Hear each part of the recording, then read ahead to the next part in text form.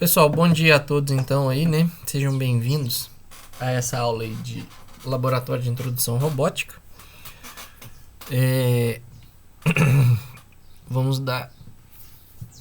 Vamos retomar aí, né, nosso ano letivo de 2021, dando início, propriamente dito, às atividades, aos conceitos previstos para acontecer aqui no quarto bimestre, né? O quarto bimestre começou ainda em dezembro, mas nós utilizamos as primeiras aulas do quarto bimestre para fazer a correção dos exercícios do terceiro, em que eu implementei os dois códigos lá dos exercícios aqui com vocês e mostrei também os circuitos. Bom, a aula de hoje, tá? Ela é na verdade uma revisão. Isso. Ela é uma revisão de fundamentos da física clássica, lá da mecânica. Então é basicamente uma revisão da física do primeiro ano, a questão de movimento, a questão de referencial, que nós precisamos ter esses conceitos, relembrar esses conceitos para então eu conseguir levar isso para a robótica e vocês conseguirem ter um acompanhamento um pouco melhor, tá? Então o que nós temos? O que nós vamos ver? Nós vamos fazer uma introdução à mecânica, né, clássica ali, alguns dos conceitos que nós precisamos aqui na disciplina. A parte de cinemática, que é a parte de movimento do robô. Então vamos ver alguns movimentos que são movimentos naturais da robótica móvel, da robótica industrial também. Nós temos esses movimentos relacionados às duas aplicações. Vou mostrar para vocês, tá? Não vou discutir isso hoje, mas eu vou mostrar já algumas características, tá? Em função do que nós vamos ver ali na física, em função sobre programação em Python. Então eu vou deixar aqui hoje, na aula de terça-feira, que é laboratório de programação aplicado, eu volto nesse assunto e deixo uma atividade aqui para vocês hoje que vocês precisam para conseguir acompanhar a aula de terça-feira. É o que está aqui no material suplementar, ok? Tem um passo a passo que vocês precisam fazer em casa. Bom, então, né, vamos dar início aqui para a gente não ficar perdendo tempo demais da conta. No nosso caso aqui, a física clássica, né, dentro da física clássica tem a sub-área ali da mecânica, que é algo que vocês estudam no primeiro ano por um longo período do primeiro ano. Então você passa, eu me arrisco a dizer que você está passando 80%, 90% do seu tempo dedicado à física do primeiro ano, estudando a mecânica. Aí você estuda energia potencial, energia cinética, né, na verdade, questão de cálculo de velocidade, de aceleração, de tempo. Sei que é visto não com tanta atenção quando a gente é aluno, essa parte da questão de referência. E referência aqui para robótica, ela é super importante, senão eu não consigo saber onde meu robô está e programá-lo, né? Então eu preciso sim ter esse conceito de referência da robótica móvel. Então, na área da mecânica, algumas questões aí são respondidas, né? Busca-se resposta para essas questões. O que é o movimento? Como fazer para alterar o movimento de um corpo? Como prever o movimento de um corpo? E é basicamente essas três questões aí que estão relacionados aí, né, com a robótica móvel. Então, isso indiretamente, já essas três perguntas, né, as respostas dessa resposta barra aplicação dessas três perguntas, responde pra gente essa última pergunta, né, qual a relação entre robótica móvel com a mecânica da física. Na verdade, a robótica, ela é simplesmente um exemplo para a aplicação dos conceitos teóricos, né, de toda aquela formulação matemática que nós temos na física, especificamente da mecânica, aplicado a um robô, a um dispositivo que eu consigo ver e enxergar aqui devido ao ensino remoto, né, gente? Vocês acabam sendo prejudicados mais uma vez, mas se a gente estivesse dentro do laboratório com um robô funcionando, vocês conseguiriam ver / validar, né, lógico, com alguma margem de erro, esses conceitos aí da mecânica da física. Aplicando em quê? Em uma robótica. Então a mecânica clássica, ela é o nosso teórico, nosso marco teórico, que baliza toda a nossa aplicação em robótica, não somente em robótica móvel, mas também em robótica industrial. Então, vocês precisam fazer essa relação entre conceitos da física com a aplicação em robótica. Senão a programação não sai, senão o robô não anda da forma como nós precisamos e desejamos que ele ande. Então, eu quero que o robô se movimente, eu quero durante um movimento alterar o movimento do robô, que no caso é o meu corpo, e eu quero prever o movimento do meu robô. Por que eu preciso prever? Porque eu tenho um monte de... Eu tenho 2 motores e eu que aciono, eu programador, que tem que deixar um código para que o robô seja acionado no momento correto e siga a trajetória que eu quero programar para ele. Então, esse prever o movimento de um corpo está diretamente relacionado ao segmento de trajetória por um robô. Isso vale para robótica industrial, isso vale para robótica móvel. Nós vamos ver exemplos aqui com robô diferencial na robótica móvel. Ano que vem, quando vocês chegarem em robótica industrial lá no 3º ano, eu acho que é o professor Renato, não sei se vai ser ele ou se vai ser o professor Adriano, que irá permitir vocês, né, a continuar esses estudos, mas com foco agora na robótica industrial. Então vamos dar sequência aqui e ver como que ele se liga, né? Aqui tem uma imagem aí que ela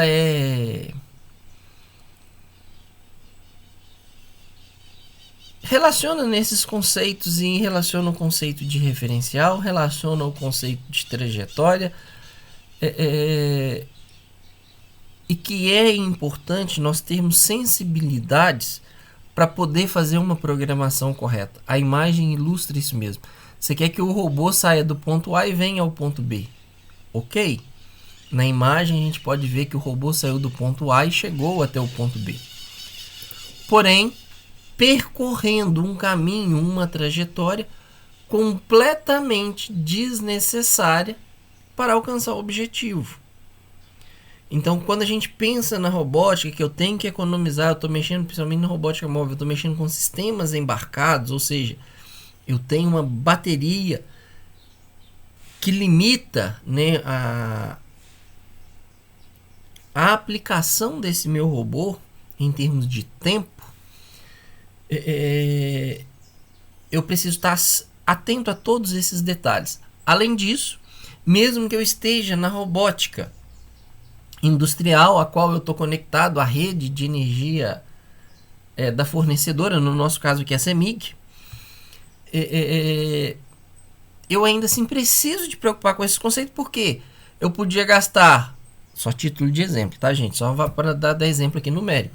Eu poderia gastar R$1 para fazer esse movimento, e se eu fizer uma má programação, eu posso gastar R$1,50, R$1,25, que parece num primeiro momento ser algo muito pouco, mas você pensando que um robô trabalha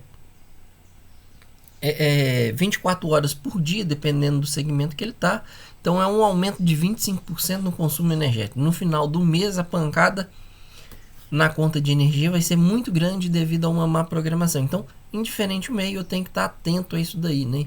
Então a gente precisa ficar de olho em todos esses aspectos ter cuidado com esses aspectos. Bom,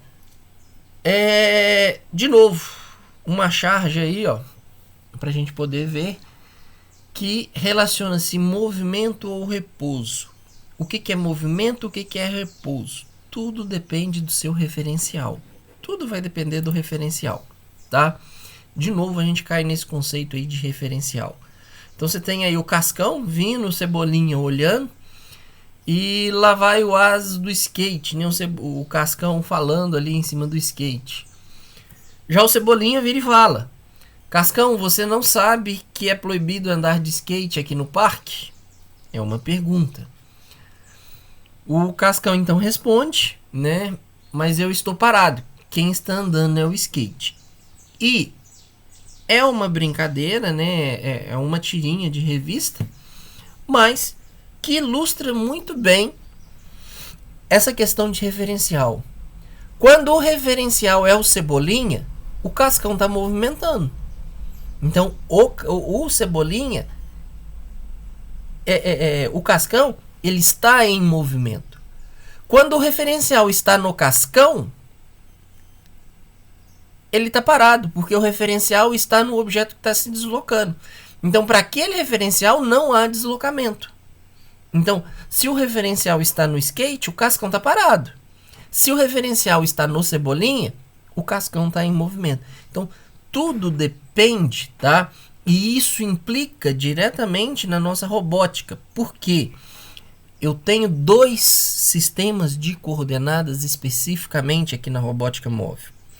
Eu tenho o meu referencial global, que no caso aqui seria, por exemplo, o Cebolinha. E eu tenho o meu referencial local, que seria o referencial posicionado no skate, posicionado sobre o Cascão. E eu preciso justamente de desenvolver aí toda uma álgebra, uma relação matemática, que faça para mim a relação e a interpretação entre esses 2 sistemas de coordenadas, entre esses 2 sistemas referenciais, seja minha referência global, seja essa minha referência local, tá? Então, é por aí que a gente vai chegar. Então, lembrem-se, na robótica, seja ela industrial, seja ela móvel, nós temos pelo menos 2 sistemas de referência. A referência global, que é fixa, essa não se movimenta, e temos a referência local. A referência local, ela é atrelada e posicionada no seu robô, tá? Ela tá fixa e acompanha o movimento do seu robô. Então, ela normalmente fica no centro de massa ou no centro, muitas vezes nem é o de massa, mas no centro geométrico do robô. Não precisa nem ser o centro de massa, pode ser o centro geométrico do robô ali, para você estar acompanhando.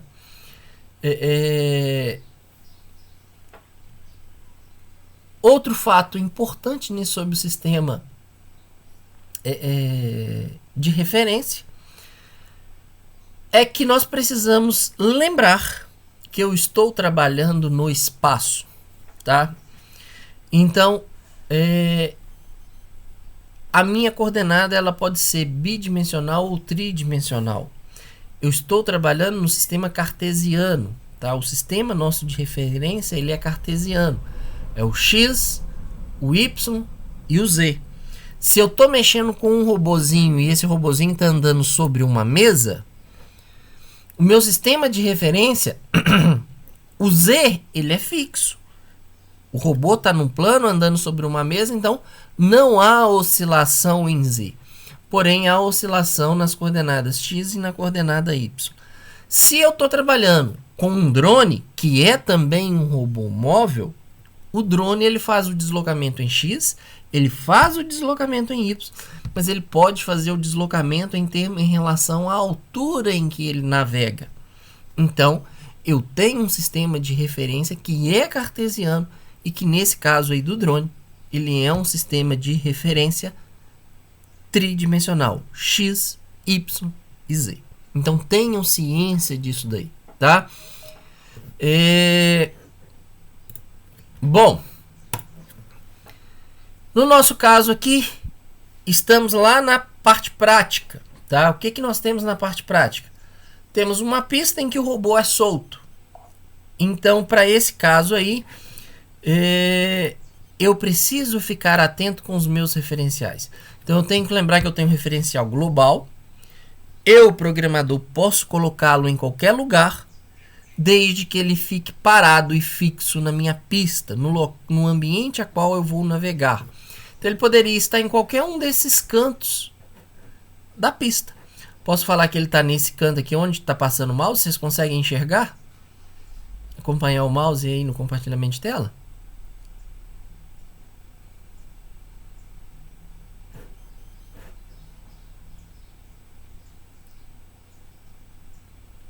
Gente, vocês estão vendo o mouse aí, conseguindo acompanhar o que eu estou falando? Dá pra ver. Sim, dá pra ver.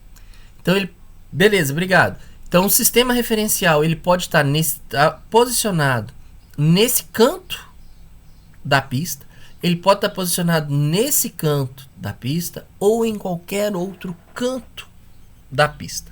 O que eu tenho que ter ciência é, uma vez que eu posiciono essa minha referência global, ela é a minha referência para o deslocamento do robô nessa pista, tá? Então eu preciso que o robô faça referência a esse canto. Faça referência a esse canto, que é o canto a qual eu defini como posição geral, né? Minha referência geral da pista.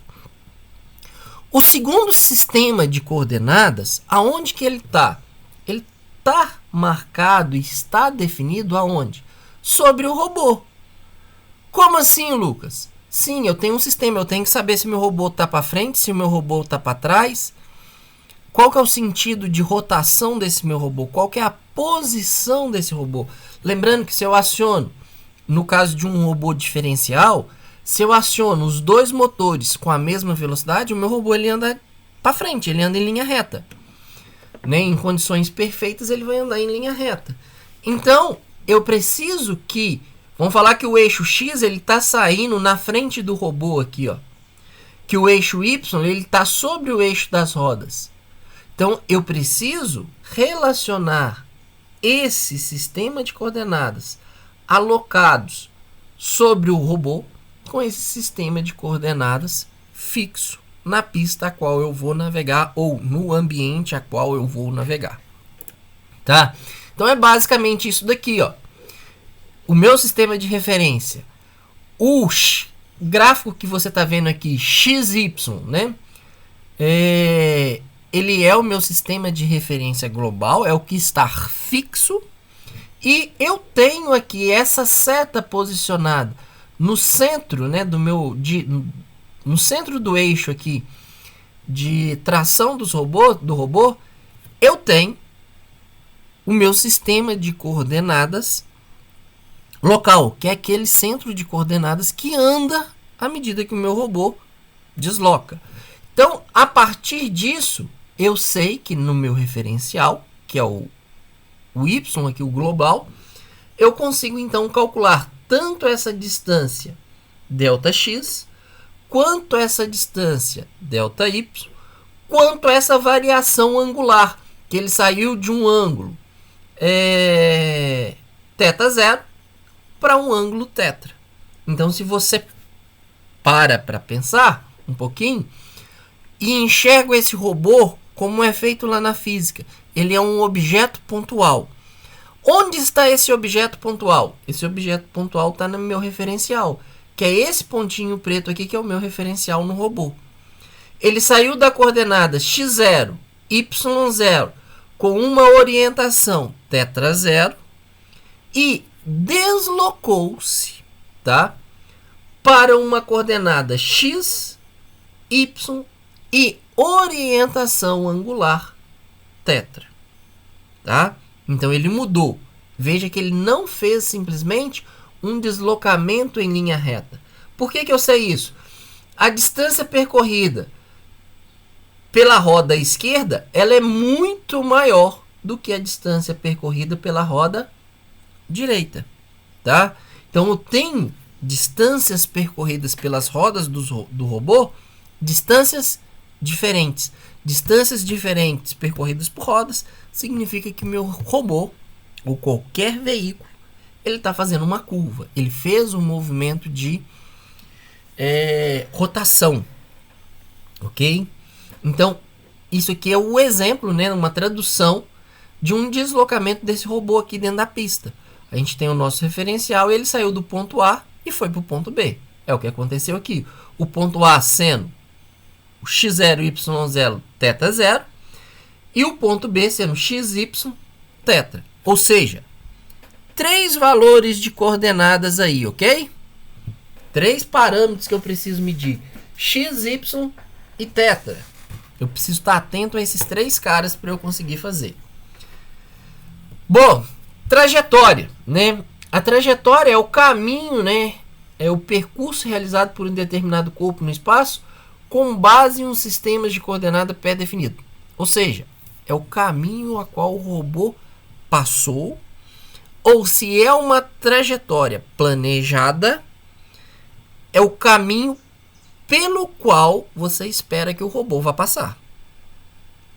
Se ele vai conseguir seguir aquela trajetória, vai depender se ele está bem configurado e se aquela trajetória atende às condições, as características, não condições, as características mecânicas. Às vezes você quer que ele faça uma curva que não cabe tamanho do robô. Considerando que você tem uma trajetória planejada para um robô específico, a trajetória leva, né, no projeto da trajetória, leva-se em consideração essa questão aí das características físicas do robô. Então você pode planejar a trajetória e pedir que o robô execute aquela trajetória, ou você deixa o robô sem uma trajetória pré-definida e ele vai então, usando alguma lógica, usando algum critério, ele vai seguir o seu caminho, né, propriamente dito, e nós vamos ter a trajetória percorrida pelo robô. Aqui nesse caso a gente pode ver que o robô, ele sai,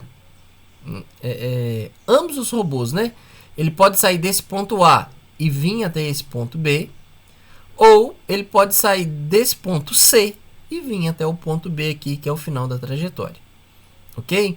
Considerando que ambos os robôs, né, eles estão arrastando esse trailer atrás dele e eles têm que chegar nesse ponto aqui. Então você pode ter esse primeiro caminho sendo a trajetória percorrida pelo robô mais à direita e esse segundo trajetória aí, que é a linha vermelha, sendo a trajetória percorrida por esse robô mais à esquerda. Lembrando que o objetivo dele, assumindo, né, não é lembrando, assumindo que o objetivo dele seja parar aqui.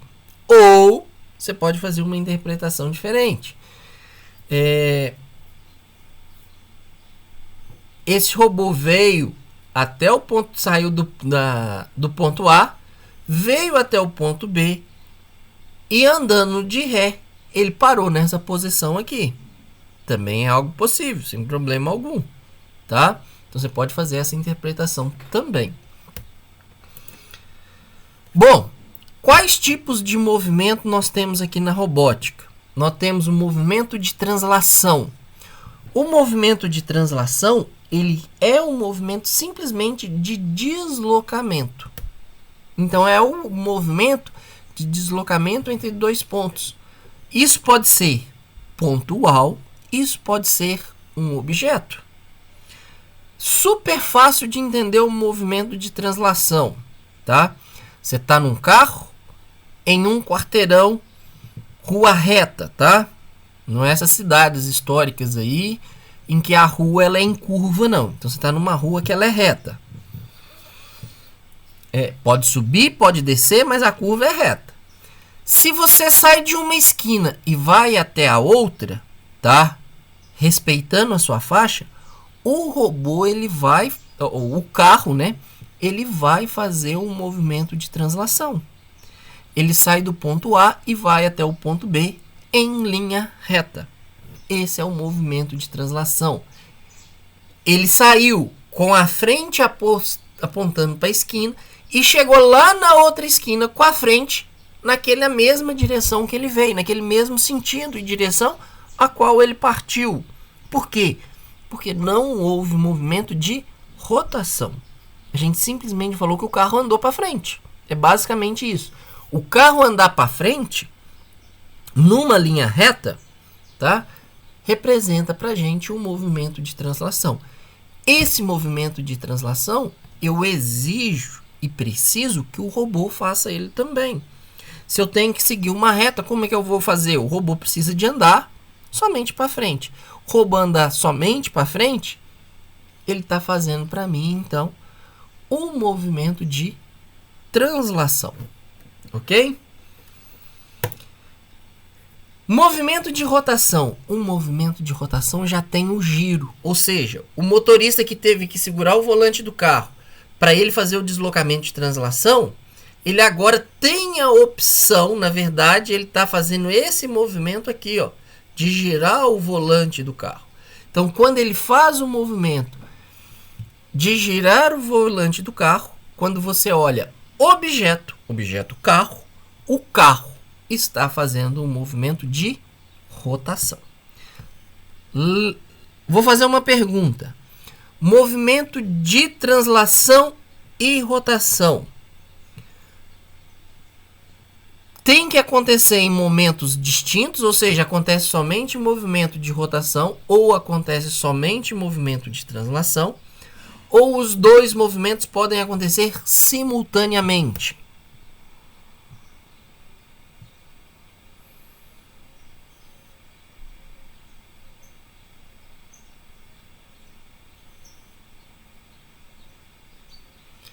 Isso mesmo, Camille. Ambos movimentos, tanto o movimento de rotação quanto o movimento de translação, eles podem e devem acontecer para a execução de vários movimentos simultaneamente. Então, eu tenho o deslocamento entre dois pontos e, associado a esse deslocamento, eu preciso fazer também um movimento de rotação. Onde nós vimos isso aqui, ó? Nesse exemplo. Aqui houve a translação. A translação foi sair desse ponto A e chegar nesse ponto B. E houve a rotação, porque eu tinha uma posição angular tetra. Vamos considerar chutando, tá, gente? Que isso aqui era 40 graus.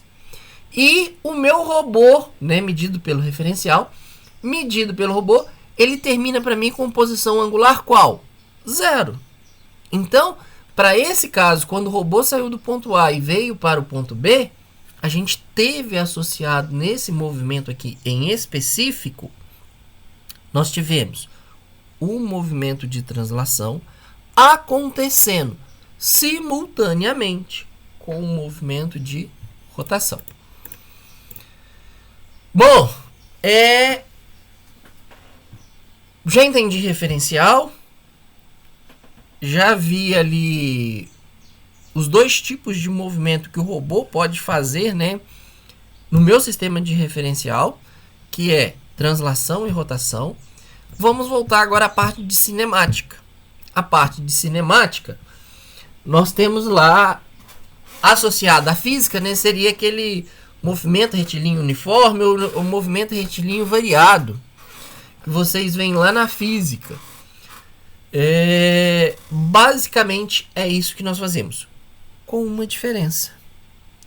Se vocês pegarem o livro de física do primeiro ano e for fazer uma revisão, nós sabemos que posição, velocidade, aceleração são grandezas vetoriais. Todo mundo lembra disso? Posição, velocidade e aceleração são grandezas vetoriais, ou seja, não são números escalares. Por que eu estou chamando a atenção para isso daqui? A gente passa quase que toda a física do primeiro ano, uma boa parte, tá? Mexendo somente com grandezas escalares.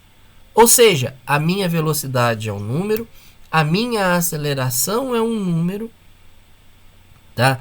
Mas quando eu vou ver lançamento de objeto, que eu vou fazer aquele cálculo de energia potencial, Eu vou fazer o cálculo ali de deslocamento, qual é o alcance, por exemplo, de um foguete, de uma bomba, um balão que você está arremessando para o alto. Ali eu já tenho agora grandezas vetoriais, porque eu tenho deslocamento em x e y ou x e z, depende do seu referencial. Tá? Depende do seu referencial. Normalmente, para a física, ali nessa altura do campeonato, a gente considera que a gente está fazendo movimento na direção x e na direção y, em que o y está apontando para cima. Não tem problema, é um referencial. Mas, nesse momento de lançamento de objeto, lançamento de foguete, eu já tenho que lembrar, eu já começo a trabalhar com essas grandezas: posição, velocidade, aceleração, tudo vetorial. Tanto é que vocês calculam lá na física qual é a componente de velocidade na direção x, qual é a componente de velocidade na direção y. Aqui, para nós na robótica, essa opção escalar existe? Existe. Quando eu quero que o meu robô desloque-se a 10 centímetros por segundo. Beleza. Mas o meu robô deslocar 10 centímetros por segundo num movimento como esse daqui, eu tenho que assegurar que quando eu fizer o produto, né? Lá, basicamente, achar um módulo dessa velocidade vetorial que eu tenho, o módulo da velocidade, que é a velocidade em y ao quadrado mais a velocidade em x ao quadrado, raiz quadrada dessa soma, tem que resultar para mim em quanto? Em 10. Eu tenho que assegurar que o módulo da minha velocidade de deslocamento seja 10. Mas eu preciso que nesse movimento aqui eu tenha uma componente vetorial x, eu tenho uma componente vetorial em y. Tanto é que essas velocidades são diferentes e são alteradas em tempo real, que o motor, né, a roda esquerda, ela percorre uma distância muito maior do que a roda da direita. Por que isso é possível? Porque eu estou trabalhando em vetores. Eu estou trabalhando com um acionamento independente de cada motor. Então eu consigo setar uma velocidade para a roda esquerda, que é diferente da velocidade da roda direita, que no fritar dos ovos, ou seja, no final da história, se eu levo isso lá para a física, isso está gerando para mim uma velocidade na direção x, uma velocidade na direção y, de tamanhos diferentes, que vai sendo corrigida ao longo dessa movimentação entre o ponto A e o meu ponto B, ou entre o ponto inicial e o ponto final do meu robô, tá? É isso daí que nós temos. Olhando essas grandezas vetoriais que nós temos aqui agora, tanto posição quanto orientação, né, que é o meu θ, a gente vai começar a escrever isso de forma, essas coordenadas, de forma vetorial. Vetor, nós já vimos o conceito de vetor lá em programação. Vocês ainda podem não ter visto o conceito de vetor, o conceito de matriz, como que se faz a soma, como que se faz a multiplicação entre matrizes ou vetores na matemática. Nós não vamos precisar ver e ter conhecimento sobre como fazer isso manualmente, beleza? Porque eu sei que vocês não viram isso em matemática ainda. Mas eu preciso escrever. E para eu escrever, para eu programar, beleza, eu sei como que isso faz. O que é um vetor? Vai ser para mim uma variável em que ela traz uma lista ordenada, em que eu conheço e sei o que está em cada posição. No caso, a minha posição 1, né, lendo de cima para baixo, é a coordenada x. Na posição 2 é a coordenada y. Na posição 3 é a minha orientação do robô. Então é isso que eu tenho. O que eu tenho? meu sistema de referência global, meu sistema de referência local e a orientação angular que nós temos aqui em quem? Veja que há duas coisas, tá? E são coisas diferentes. O θ, ele é uma rotação angular entre quem? Alguém consegue esclarecer para mim o que é o tetra nessa imagem?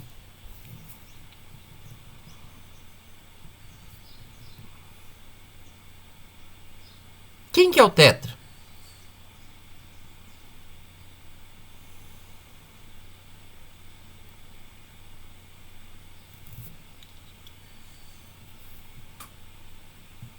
Ninguém, turma?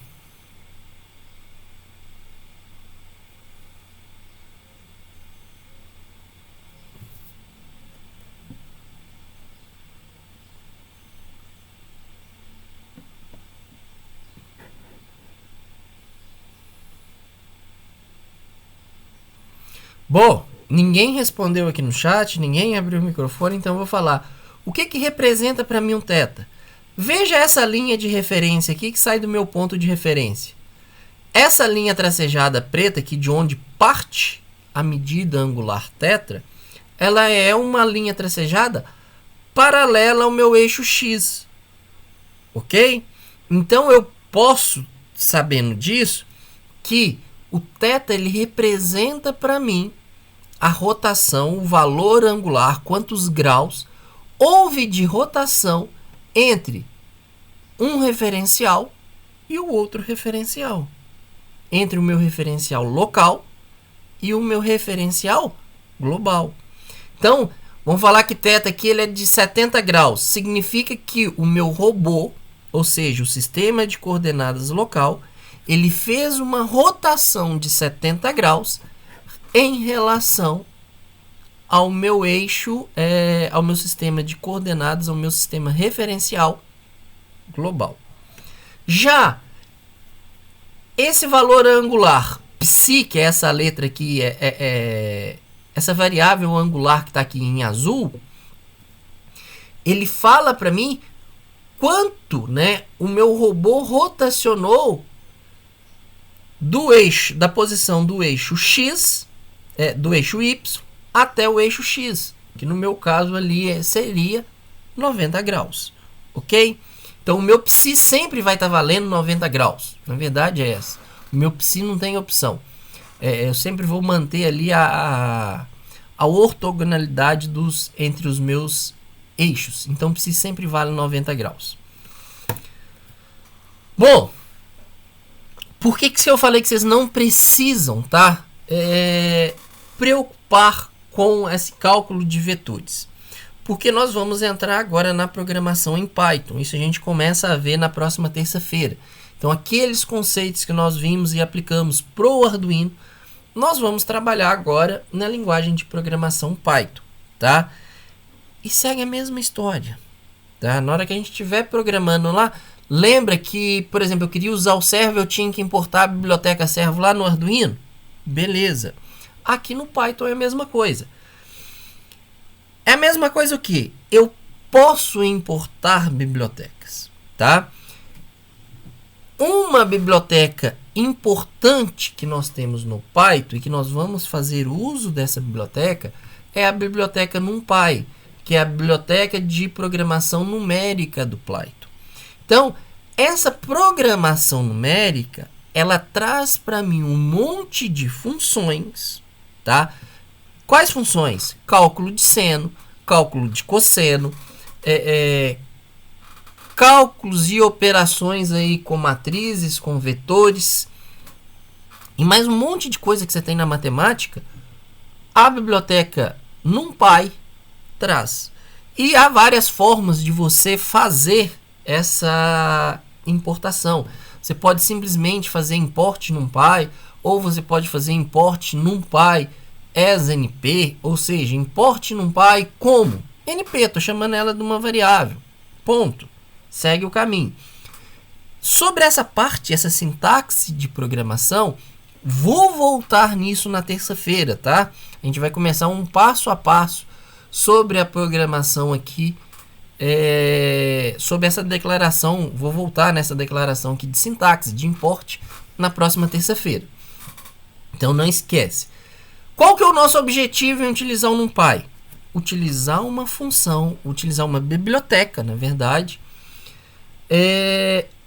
capaz de operar para mim vetores e matrizes. Então eu posso programar mesmo sem saber qual é a operação como essa operação procede manualmente.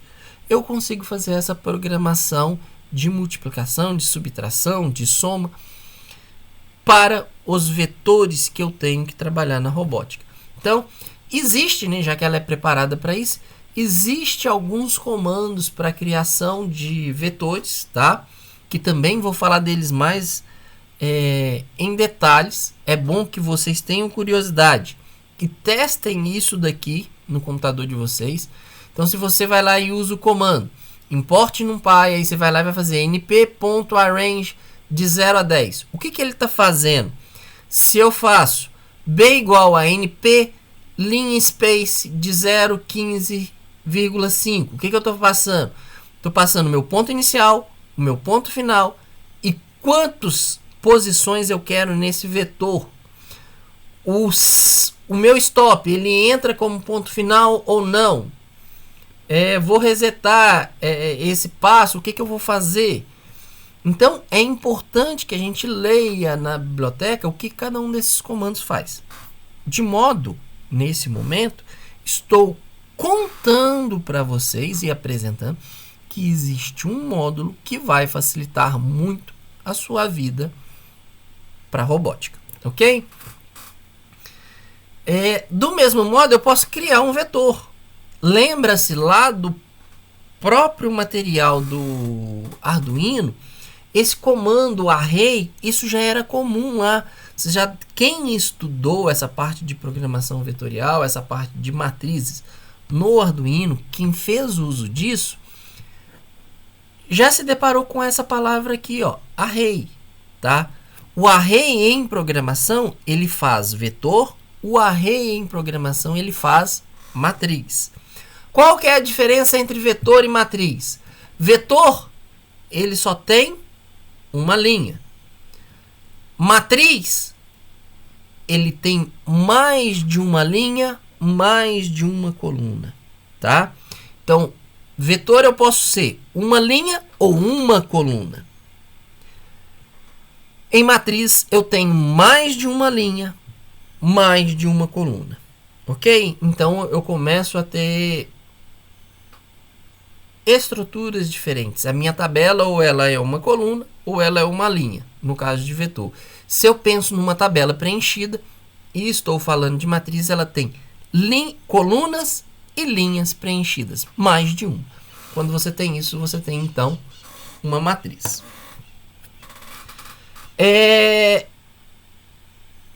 Vou deixar disponível para vocês e é importante que vocês leiam e estudem para a aula de terça-feira e de quinta da semana que vem, tá? Duas coisas. Primeira coisa, o texto sobre derivada integral que eu vou disponibilizar no Siga, ok? Então vai ter um texto lá pequeno, eu acho que ele é 2 páginas apenas, em que você vai fazer essa relação para mim de derivada integral. No final da história, gente, vocês só vão estar fundamentando e relacionando aquele delta de distância, delta de variação angular, que vocês veem lá na física, com uma coisa muito pequena, que é o conceito de derivada, e a soma dessas coisas pequenas, que é o conceito de integral. Bom, deixo, tá, aqui nesse botão, curso Python, o curso que eu uso para consultar quando eu tenho dúvida de programação em Python. Então, quero usar aqui, por exemplo, o comando arrange. Se eu clico no botão, ele me direciona para essa página aqui, ó. Ok? Nessa página, ela é a página gratuita de programação de Python. Então, está lá, ó, NumPy, que é a programação numérica. Você vem aqui em Numerical Program. Aí que ele te fala como criar array. Se você cria aqui array, ele mostra, explica o que é. E já começa de cara te dando um exemplo. Então aquele comando arrange, ok? Que eu tinha programado e colocado lá no coisa, ele já te fala, explica como que ele funciona e quais são os resultados. Então aqui, ó, A igual a NP arrange de 1 até 10. É isso que ele vai fazer para mim. A saída é essa aqui, ó. Ok? Aí ele fala sobre se acrescentar ou não acrescentar o ponto final e tal. Ele vai mostrando e exemplificando isso daqui. Aí ele fez for arrange. Aqui embaixo ele deve ter o lean space, que é o outro que eu falei também. Então, há um passo a passo, tá? E segue. Em resumo, você precisa consultar sobre um comando, sobre uma função qualquer, visita essa página. Ah, Lucas, não quero visitar essa página. Beleza. Então você vem aqui e digita no Google arrange Python. Vai aparecer para você um monte de coisa. Aqui, ó, tem a página oficial do NumPy, tá vendo, ó? Se você abre ela aqui, NumPy pegou, ele vai te dar exatamente como que ela funciona. Você tem que passar o número de início, o número final. Se você quiser, você pode passar o step, que é de qual a distância que você vai passar ali, o passo, né? Isso a gente já viu também. E ele cria, mesma coisa, exemplo do que vai sair. Beleza? Então você pode fazer isso do jeito que você quiser. E essa aqui é a atividade para vocês. Como a maioria trabalha com Windows, vocês precisam assistir esse vídeo tutorial e fazer a instalação do Anaconda, tá?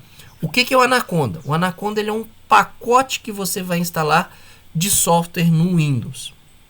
Então ele vai trazer a linguagem de programação Python e ele vai trazer para a gente também o software, tá? A IDE, que é onde eu vou estar programando, onde eu estarei programando os meus exercícios em Python.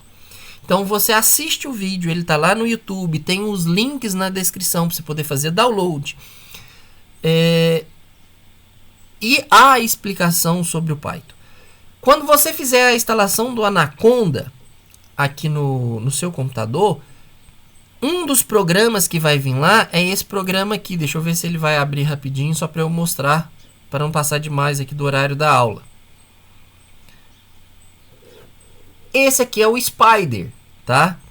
É esse programa que eu utilizo para fazer a programação em Python. Então aqui, ó, tudo que vocês estão vendo aqui, à minha esquerda, esse código aí que eu estou destacando em azul, isso é programação em Python, ok? E esse software, essa IDE, vem dentro do Anaconda. Então é abrir para poder rodar. Então eu vou pegar esse código aqui e vou rodar ele. Ele rodou do lado de cá, falou que o arquivo foi compilado e automaticamente, para a minha aplicação, eu queria ver um gráfico, isso aqui é uma resposta temporal, eu já tenho o meu gráfico sendo gerado aqui do outro lado, sem maiores problemas. Ok? Deixa eu ver que tem gente mandando dúvida aqui. Humberto, se o Jupyter fizer programação em Python, para mim, beleza. Eu nunca trabalhei com ele e não conheço a IDE. Mas se o Jupyter tiver e você já tiver instalado a linguagem de programação Python, beleza, para mim não tem problema. Ok? Você pode utilizar ele, isso para mim não é problema algum. No final da história, o que você vai entregar para mim é o arquivo .py, que é a terminação que nós temos aqui para esse código. Ok? Então, qual é o dever de casa de hoje? O dever de casa de hoje é fazer a instalação do Anaconda. A gente vai precisar disso para terça-feira. Vocês vão ter atividades para desenvolver já em Python. E para testar esses comandos, o Anaconda tem que estar instalado no computador. Ok? Bom, então em relação à aula de hoje, é isso. Só para finalizar, antes de liberar vocês, vou criar uma atividade no Teams para ser entregue dia 15, tá? Então vocês têm 10 dias para resolver essa atividade. É a primeira atividade do quarto bimestre. E já vou criar a segunda atividade, que vai poder ser entregue no dia 5. Com isso, nós fechamos a avaliação do quarto bimestre. Lembrando, que a atividade do dia 15, quem fez o curso lá de programação em robótica pode mandar simplesmente o certificado. Mandou o certificado, está dispensado, tem a pontuação da atividade. Quem optou por não fazer o curso de programação lá de robótica vai ter que desenvolver a atividade que eu fiz lá, que na verdade a gente vai tratar o encoder, tá? Utilizando interrupção. Então a gente vai receber e ler o sinal de um encoder. Tranquilo? Alguma dúvida? Ou podemos encerrar a aula?